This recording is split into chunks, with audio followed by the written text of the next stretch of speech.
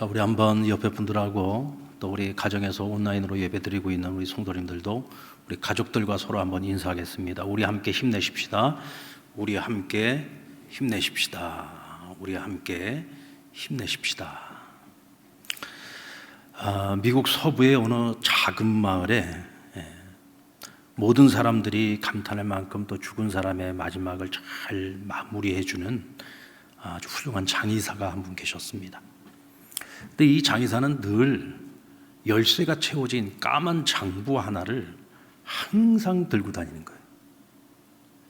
그 사람들이 늘 볼 때마다 그게 궁금한 겁니다. 대체 저 장부에 뭐가 적혀져 있길래 저렇게 자물쇠까지 채워가지고 저렇게 늘 가지고 다니는 걸까? 자기들끼리 서로 궁금해니까 그 마을 주민들끼리 서로 수군거리기는 하는데 아무도 당사자에게 물어보지는 못했어요. 근데 어느 날 갑자기 이 장의사가 심장마비로 세상을 떠나게 됩니다.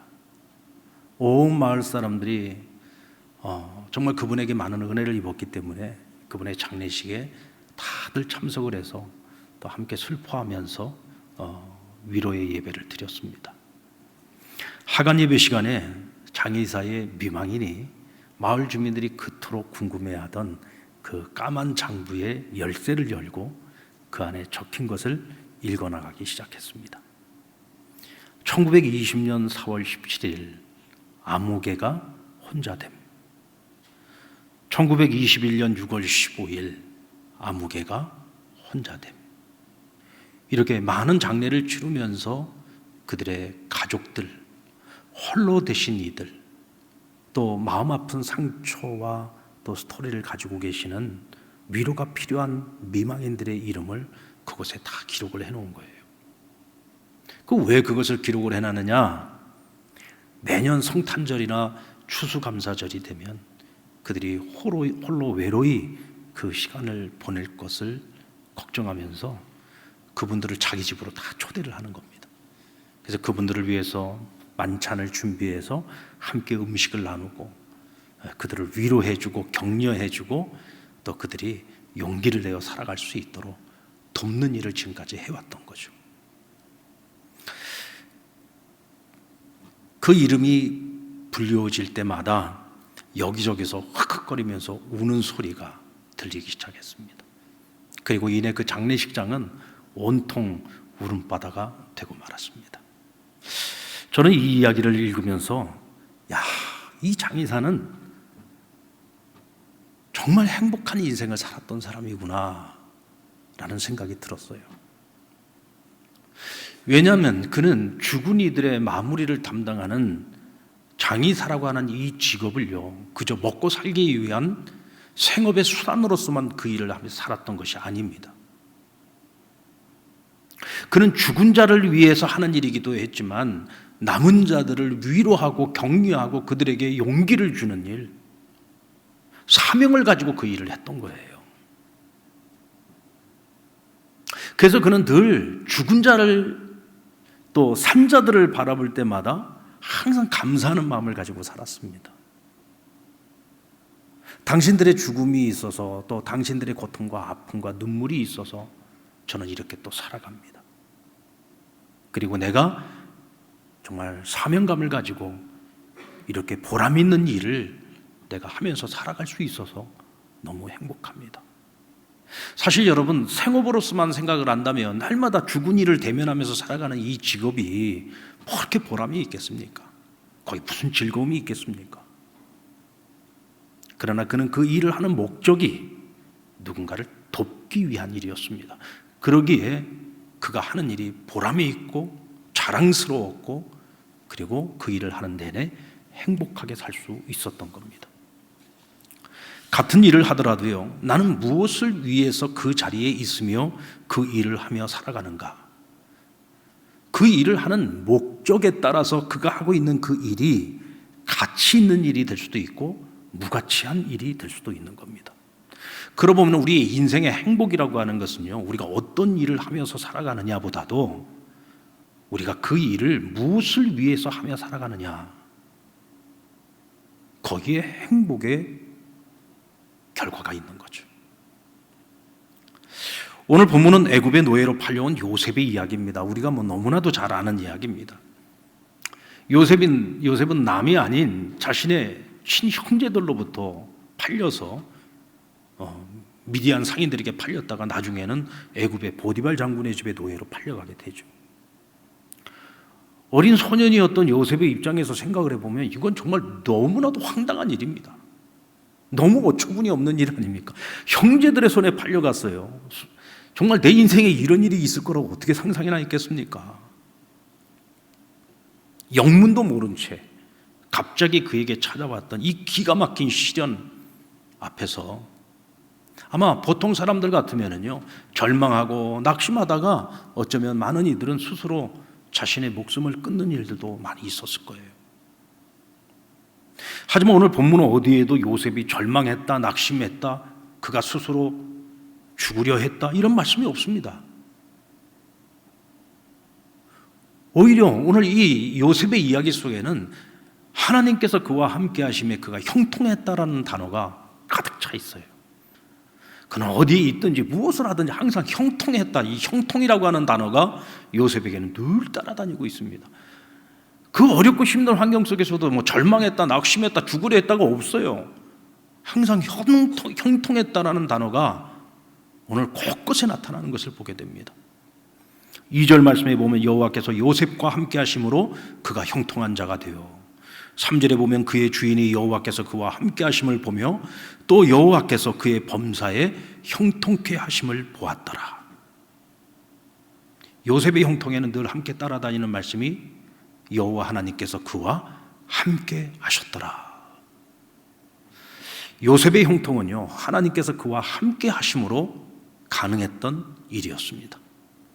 그렇다면 왜 하나님께서는 요셉과 함께 하셨을까요? 그리고 그가 하는 모든 일들을 형통하게 하셨던 것일까요? 자, 우리는 이것을 한번 생각해 보기 전에 먼저 우리가 생각을 해봐야 될 것이 있습니다. 자, 그렇다면 요셉의 인생을 우리가 형통한 인생이었다라고 정의할 수 있을까라고 하는 거죠.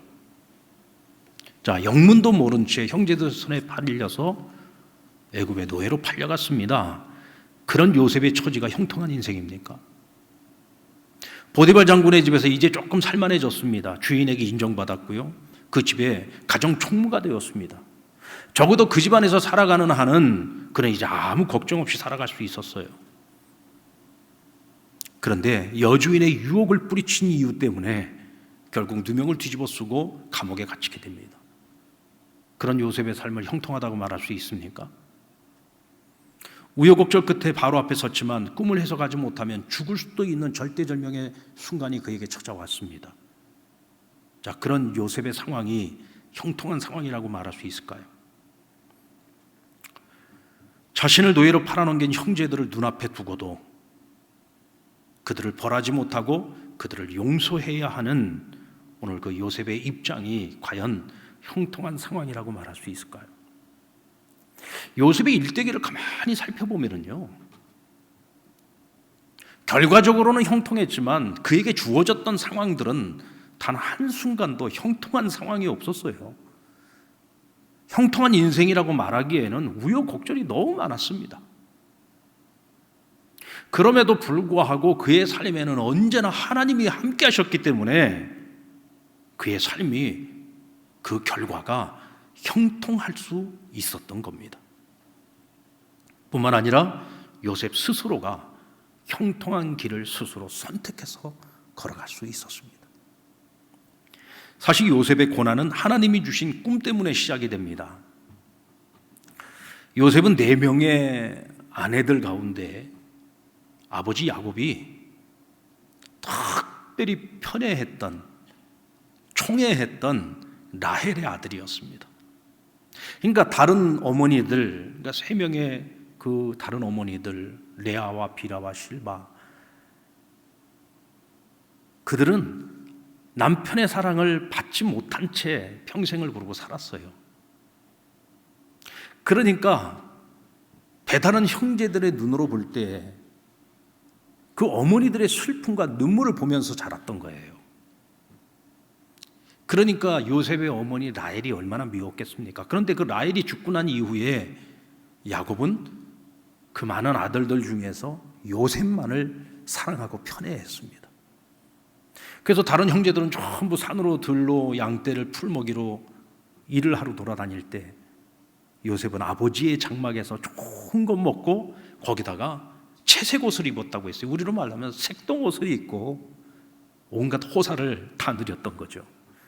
그러니까 형제들 눈으로 볼 때는 정말 이거는 눈에 가시거린 겁니다. 형제였지만 이건 형제가 아닌 거예요. 시기와 질투의 대상이었고 미움의 대상이었고 심지어는 죽이고 싶을 만큼 미웠던 형제였던 거죠. 그런데 그 분노에 기름을 끼얹은 사건이 바로 야곱의 꿈 이야기입니다. 어느 날 요셉의 꿈 이야기죠. 어느 날 요셉의 꿈을 꿨어요. 근데 두 번의 꿈을 꾸게 되는데 첫 번째 꿈은 형제들의 곡식단이 요셉의 곡식단 앞에 절을 하는 거예요. 두 번째 꿈은 해와 그리고 달과 그리고 11개의 별들이 자신에게 절을 하는 겁니다. 자, 이 하나님이 주신 꿈인데 이 꿈을 자기 마음에만 품고 있어야 되는데 이 철없는 요셉이 아버지와 형제들에게 그 꿈을 다 발설해버리고 말았어요. 그때 형제들이 그 꿈 이야기를 듣고 뭐라고 말합니까? 내가 지금 이제는 우리의 왕이 되겠다는 거냐? 우리의 임금이 되겠다는 거냐? 그러면서 그때부터 요셉을 자기들끼리 뭐라고 부릅니까? 꿈꾸는 자라고 부르기 시작합니다. 그리고는 그 요셉은 시기와 질투의 대상이 되었고 미움의 대상이 되었고 심지어는 형제들이 그를 죽이기로 모의까지 하게 된 거죠. 자, 그렇다면 왜 하나님께서는 다른 형제들은 놔두고 왜 요셉에게만 이와 같은 꿈을 주신 걸까요?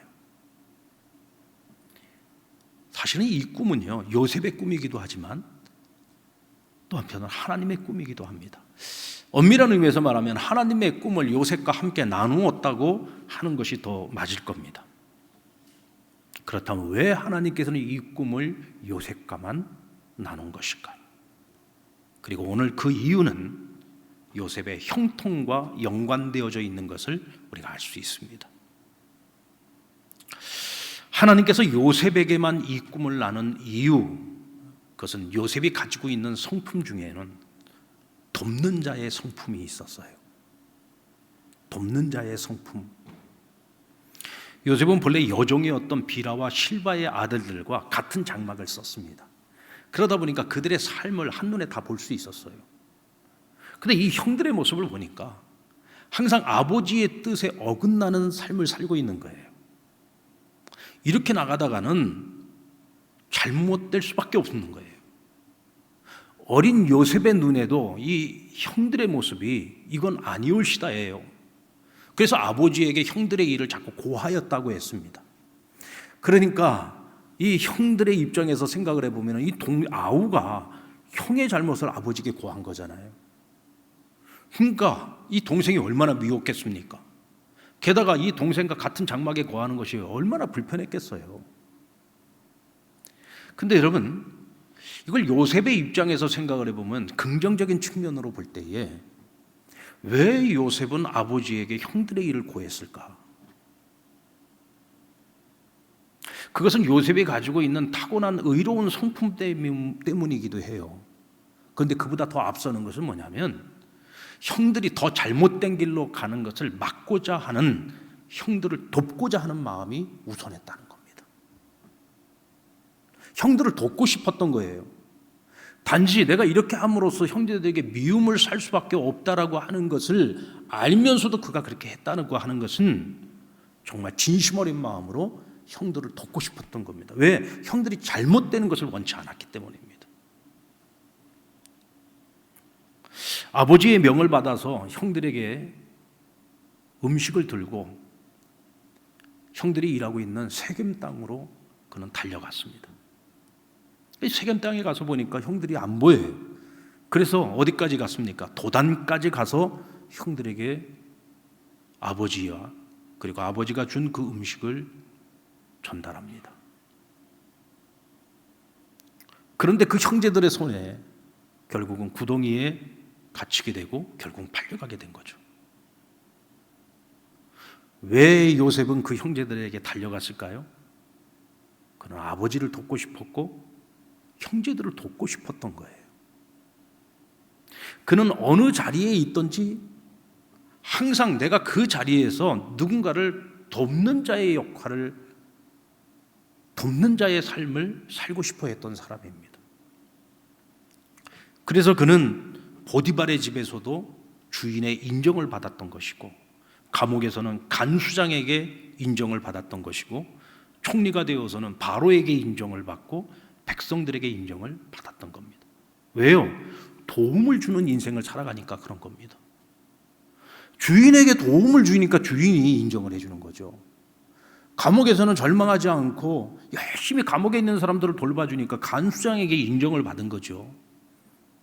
나라의 일을 돌볼 때에도 사리사욕을 채우지 않고 정말 왕을 위해서, 백성들을 위해서 돕는 일을 위하여 최선을 다하니까 왕도 그를 인정을 하고 백성들도 그를 인정해 준 겁니다.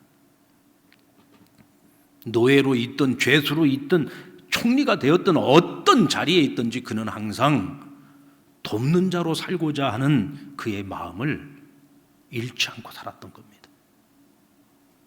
하나님께서는 우리의 성품 가운데에서 바로 이와 같이 돕는 자의 성품을 가진 사람을 찾습니다. 그리고 그들과 함께 하나님은 꿈을 나누십니다. 여러분, 이 꿈은요, 이 하나님이 주시는 꿈은요, 자기 자신만을 위해서 살라고 주시는 꿈이 아니에요. 이 꿈은 모든 사람을 위해서 주시는 꿈입니다. 다시 말하면 모든 사람을 섬겨서 모든 사람들이 행복해지도록 만드는 꿈인 거예요. 하나님께서 요셉에게 주신 꿈은요, 마치 그가 높은 자리에 올라서 모든 사람들을 다스리는 꿈인 것처럼 보이지만 사실은 그것을 통해서 하나님은 모든 사람을 행복하게 만드는 데 목적이 있었던 거죠. 그런데 만약 자기만 알고 자기 중심적으로만 살아가는 사람에게 하나님이 이런 꿈을 주었다고 한번 생각해 봅시다. 그렇다면 이 사람이 과연 행복할까요? 철저하게 자기만 알고 자기 중심적으로만 살아가는 사람이 모든 사람을 행복하게 하는 인생을 살아가야 되는 거예요. 다른 사람을 돕는 인생을 살아가야 되는 겁니다. 그럼 이 사람은요, 사는 내내 불편합니다. 사는 것이 너무 힘들어요. 왜? 하나도 즐겁지 않으니까. 그러나 요셉은 기본적으로 가지고 있는 성품이 돕는 자의 성품이에요. 내가 누군가를 도와서 그가 행복해질 수 있다면 그것이 나의 기쁨이 될 수 있는 사람이에요. 그러니까 오늘 하나님이 주신 이 꿈이 그에게는 너무 행복한 꿈인 거예요. 그래서 하나님과 그 꿈을 함께 이루며 살아가는 그 과정과 그 순간이 형통할 수밖에 없고 행복할 수밖에 없는 거죠. 여러분, 혹시 지금까지 우리가 살아오면서 나는 하나님이 나에게는 꿈을 주시지 않은 것 같아, 하나님 나에게 어떤 분명한 확신 있는 꿈을 주시지 않았어 라고 생각하신다면 왜 그럴까 한번 생각해 보자고요. 왜 그럴까? 그럼 우리가 왜 그럴까 생각하지 말고요, 이제부터라도 그래, 내가 지금 있는 이 자리에서 누군가에게 도움이 되는 인생을 살고자 하는 새로운 비전, 새로운 마음의 소원을 가지고 내가 한번 살아보는 거예요. 그래서 작은 일일지라도 누구에게 도움을 주기 위해서 내가 열심히 살아가는 거죠. 그러다 보면 어느 날 어느 순간에 하나님의 꿈을 내가 함께 이루어가고 있다는 것을 우리가 깨닫게 될 겁니다. 아멘입니까? 어쩌면 우리는 그렇게 살아왔는지도 몰라요. 근데 그것이 하나님이 내게 주신 꿈이었다는 것을 내가 깨닫지 못했을 뿐이죠. 우리가 지금까지 돕는 인생을 살아왔다면 우리는 하나님이 주신 꿈을 우리가 함께 이루며 살아온 거예요.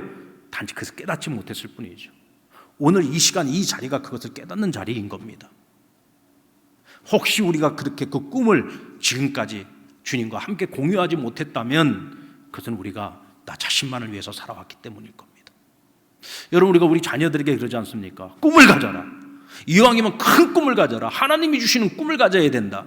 근데 여러분, 우리 자녀들에게요, 꿈 가지라고 이야기하기 전에 우리는 우리 자녀들 보고, 얘야, 너도 요셉처럼 누군가를 돕는 자의 삶을 살았으면 좋겠다. 너가 돕는 자의 삶을 살기를 원한다면 하나님 반드시 너에게 꿈을 주실 거야. 이렇게 우리 자녀들을 지도하는 것이 옳습니다. 그러면 하나님께서 요셉의 성품을 가진 우리 자녀들에게 하나님 꿈을 주실 겁니다. 지금 여러분은 어떤 일을 하면서 살고 있습니까? 여러분들 하루 종일 우리가 직장에 나가서 일을 하죠. 일터에 나가서 일을 하지 않습니까? 하루 종일 그 자리를 지키면서 일을 하잖아요. 근데 만약 우리가 일하고 있는 그 자리가 먹고 살기 위한 생업의 자리로서만 의미를 갖고 있다고 한다면 우리는 그 일을 하면서 즐겁지 않을 겁니다. 빨리 끝나고 퇴근해서 집에 가고 싶은 생각밖에 없을 거예요. 근데 우리의 생각을 한번 바꿔보는 겁니다. 내가 직장을 다니는 회사원이라고 한다면 내가 오늘 이 하루 내가 이 자리에서 일을 하면서 정말 회사에 도움이 되는 사람이 되고 싶다. 자, 내가 학교에서 학생들을 가르치는 교사입니다. 그러면 나는 오늘 내가 이 하루를 내가 열심히 준비한 이 학습 내용을 가지고 우리 아이들을 가르침으로써 우리 학생들에게, 나의 제자들에게 정말 도움이 되는 선생님이 되고 싶다. 의료인들이라면 환자들에게 저들의 생명을 살리는 일에 내가 도움이 되고 싶다. 저 같은 목회자는 우리 성도들의 영적 건강을 위해서, 영적인 생활을 위해서 내가 도움이 되고 싶다. 이와 같이 어느 자리에서 우리가 무슨 일을 하면서 살아가든지 누군가에게 도움을 주는 인생을 살고자 한다면 우리는 그 자리에서 하나님의 꿈을 함께 이루며 살아가는 인생을 살아갈 수 있는 것입니다. 그러므로 하나님께서 이와 같이 도움을 주는 인생을 살아가는 이들과 함께 하시며 그들이 걸어가는 길을 형통하게 만드십니다. 오늘 성경에서도 우리에게 말씀하고 싶은 가장 중요한 메시지가 뭐예요? 하나님께서 요셉과 함께 하셨다는 겁니다. 근데 하나님께서 요셉과 함께 하셨던 자리를 가만히 살펴보십시오. 하나님께서 요셉과 함께 하셨던 그 자리를 보면은 그의 인생에 있어서 가장 해피하고 가장 행복하고 가장 즐겁고 모든 것들이 전부 형통하고 평안했던 시절에 하나님이 그와 함께 하셨느냐? 자, 그렇다면 그가 아버지의 사랑을 독차지하면서 아버지의 장막에서 그렇게 부유하게 평안하게 안락하게 살아왔던 그때에는 그러면 하나님이 그와 함께 하지 않았습니까? 그거는 아닙니다. 언제나 변함없이 어떤 자리에 있든지 하나님은 늘 요셉과 함께 하셨어요. 그러나 요셉이 하나님이 나와 지금 여기 함께하고 계시다는 것을 가장 피부로 뼈저리게 경험을 했던 것이 언제냐? 편안하고 안락했을 때가 아니에요.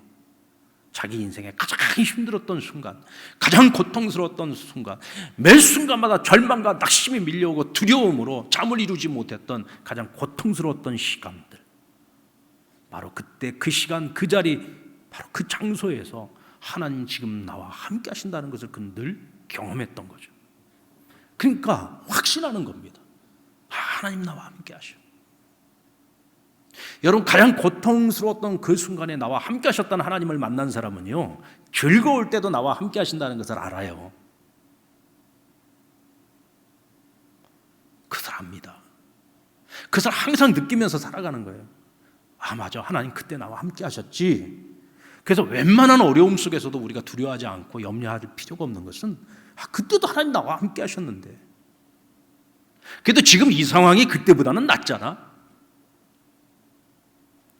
그 절망적인 순간에도 나를 구원해 주셨던 하나님이신데 이 정도 상황 하나님께서 반드시 책임져 주시지. 하나님 나와 함께 하시는데 걱정할 거 없어. 우리에게 그런 마음이 있는 거죠. 그래서 여러분, 항상 고통과 고난 가운데는 감추어진 축복이 있어요. 근데 이 축복이라고 하는 것이 뭐냐면 하나님이 나와 함께 하신다는 것을 경험하는 거예요. 깨닫는 거예요.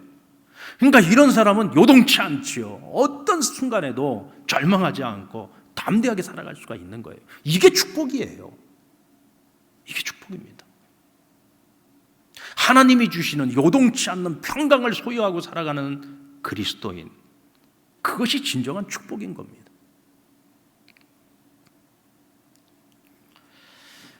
근데 여러분, 요셉의 형제들을 보십시오. 그들도 야곱의 아들들이었어요. 어렸을 때부터 아버지로부터 아마 귀에 못이 박히도록 여호와 하나님께 관한 말씀을 듣고 살아왔을 겁니다. 근데 그들의 마음속에 하나님이 없어요. 그들의 마음 가운데 하나님이 있다면 어떻게 동생을 팔아먹는 그런 짓을 저지를 수가 있어요? 처음엔 죽이려고 했습니다. 죽이려고 하는 것을 그래도 맏형인 르우벤이 어떻게 우리 손에 형제의 피를 묻힐 수 있느냐 해가지고 구덩이를 파놓은 곳에다가 집어넣은 겁니다. 그냥 구덩이에다가 집어넣어가지고 우리 손에 피 흘리지 않고 그냥 굶겨서 죽이려고 했어요. 근데 마침 미디안 상인들이 오니까 이왕이면 돈 주고 팔자. 그래가지고 팔아먹은 겁니다. 세상에 이렇게 못된 놈들이 어디 있어요? 하나님을 모시고 살아간다고 한다면 적어도 이런 짓은 못하잖아요. 그렇지 않습니까? 적어도 이런 짓은 못하죠. 그들에게는 하나님이 없었어요. 그저 아버지에게 늘 들어서 형식적으로는 그런가 보다 하고 그냥 알고 있는 정도였지, 정말로 그들이 하나님을 믿고 인정하고 하나님을 신뢰하며 살아가는 그런 자녀들이 아니었다는 거죠. 하나님 없이 살아가다 보니까 그들은요, 자신들이 우상이었어요. 자기들만 알고 살아요. 자기들만 바라보고 사는 거예요. 그러니까 세상에서 나만 제일 불쌍한 것 같아요. 나는 사랑받지 못한 레아의 아들이야. 나는 천한 종의 아들이야. 그렇잖아요. 그러니까 자기만 바라보니까 나만 불행한 것 같고 나만 서러워요. 그러니까 사랑받는 요셉을 보고 있으면 막 더 분노만 끓어오르는 겁니다. 막 미움과 시기와 질투와 막 분노와 막 이런 걸로 똥을똥 뭉치는 거죠. 그래서 결국은 작당해가지고 이 동생을 갖다가 노예로 팔았는데, 자, 그러면 자기들 눈앞에 눈의 가시가 사라지니까 행복해졌을까요, 그들이?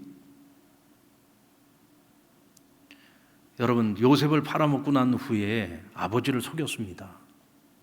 아버지는요, 먼 훗날 총리가 된 요셉을 다시 만날 때까지 그 아들은 아버지 야곱에게는 죽은 아들이었어요.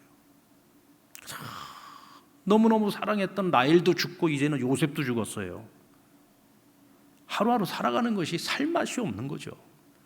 그러니까 요셉을 생각할 때마다, 라헬을 생각할 때마다 그 집안에는 날마다 아버지의 곡하는 소리가 가득합니다.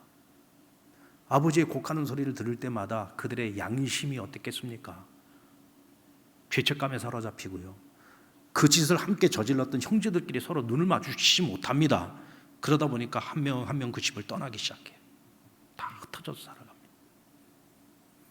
그 집에 날마다 가득했던 웃음소리는 다 사라져버리고, 아버지의 웃음소리도 아이들의 웃음소리도 다 사라져버리고, 이 집이요 날마다 조상집입니다. 자신만을 위해서 살아가는 인생은요, 뒤돌아보면 남는 게 하나도 없습니다. 돈 하면서 돈만 알다가 결국은 주변에 있는 사람들 다 잃어버렸어요. 근데 여러분, 나중에 보면은요, 사람만 잃어버리는 게 아니에요. 돈도 다 잃어버려요. 그런데 누군가에게 도움을 주는 인생을 살았던 요셉을 보십시오. 항상 요셉의 주변에는요, 그를 돕는 자들로 가득합니다. 참 신기하죠. 돕는 자의 삶을 살아가니까 그 주변에 항상 그를 돕는 자들로 가득해요. 그러니까 하나님께서 돕는 자들을 그에게 붙여주시는 거예요. 아버지 집에서는 그가 꿈 이야기를 했을 때 형제들은 전부 그를 미워하게 되었지만 그의 아버지도 그를 책망했어요. 그러나 그 마음속에 이 아들의 꿈 이야기를 마음에 두었다고 했습니다. 그러니까 아버지 집에 있을 때는 가장 든든한 후원자가 누구예요? 아버지였어요. 보디발 장군의 집에서는 누가 그의 가장 든든한 도움이었습니까? 그의 주인 보디발이에요. 감옥 안에서는 간수장이 그에게 가장 든든한 도우미가 되었어요. 애굽의 총리가 되어서 나라를 다스릴 때는 바로가 그의 가장 든든한 협력자가 되었고, 백성들이 그의 협력자가 된 겁니다. 하나님께서는요, 우리에게 도울 자를 붙여주실 때 그 자리에서 가장 힘 있는 자들을 도울 자로 붙여주세요. 할렐루야. 지금 나에게 가장 필요한 자, 또 하나님의 그 꿈을 이루어갈 때 그 장애물을 치워줄 수 있는 사람들을 하나님께서 붙여주시는 거예요.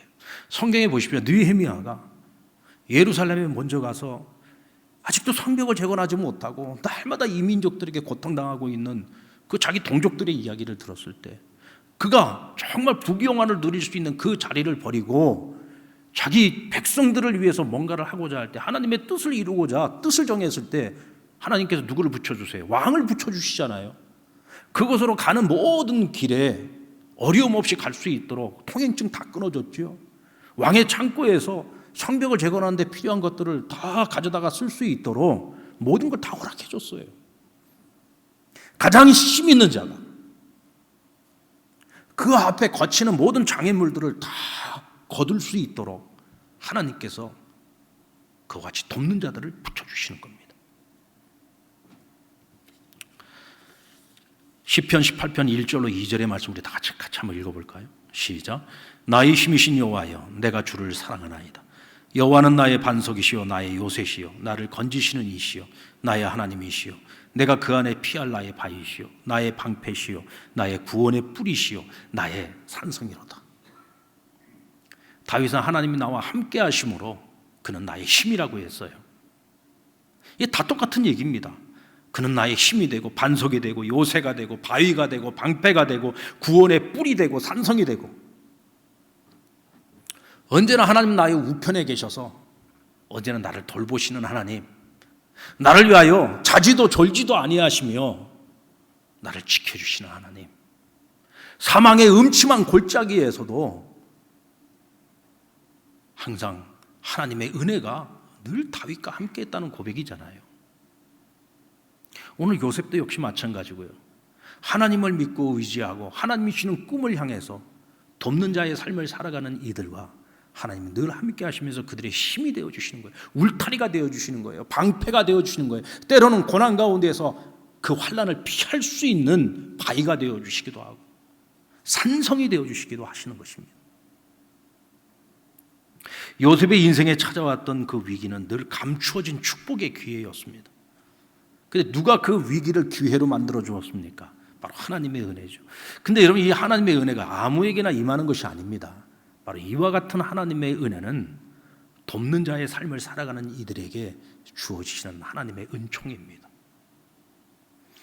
돕기를 기뻐하는 자는요, 돕는 중에 기회가 숨어 있고 축복이 숨어 있습니다. 그래서 열심히 돕다 보니까 애굽에 가게 됐어요. 열심히 돕다 보니까 보디발의 집에서 온 집안 살림을 다 도맡아 하는 총무가 되었어요. 열심히 돕다 보니까 감옥 안에 들어가서도 그 감옥의 총무가 되었습니다.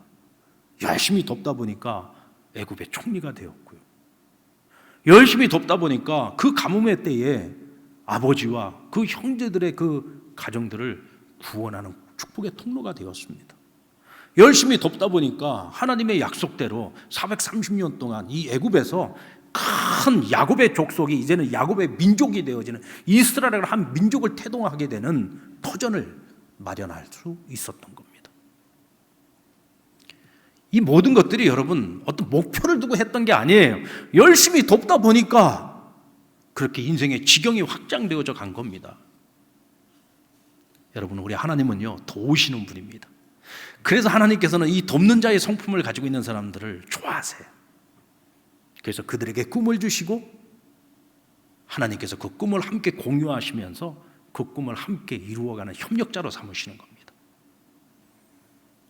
하나님은 영이십니다. 하나님의 영이 성령님이잖아요. 성령님은 보혜사시죠.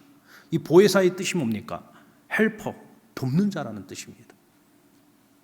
그러니까 하나님의 성품 중에 하나가 뭐냐면 돕는 거예요. 돕는 거. 오늘도 성령님께서 우리 안에 계시면 우리를 위하여 날마다 친히 탄식하며 간구해 주시고 합력하여 선을 이루도록 날마다 도와주시는 분이잖아요.